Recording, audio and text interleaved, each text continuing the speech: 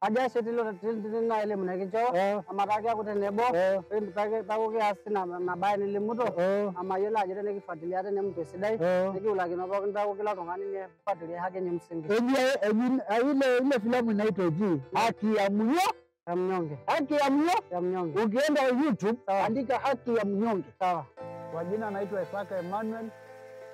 Napatikana Kambara Maswaini.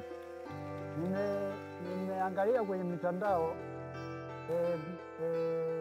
filamu ya Haki ya Mnyonge. Hiyo filamu ni nzuri ndugu zangu. Kwa majina naitwa Majaliwa Kasirwa Marigwa. Napatikana kwenye shule Umasaini.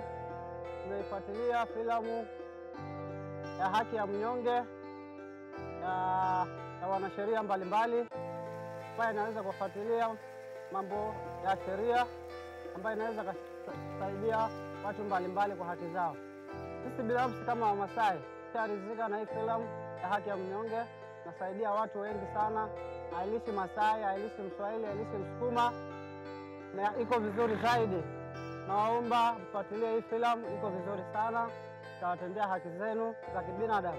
Inaelimisha na pia jamani, naombeni muangalie hizo filamu zote. Kama mnadhulumiwa pale unajua haki yako, na ni nzuri sana.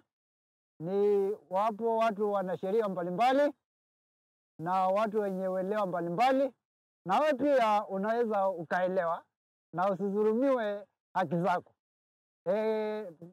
Nashukuruni kwa hilo.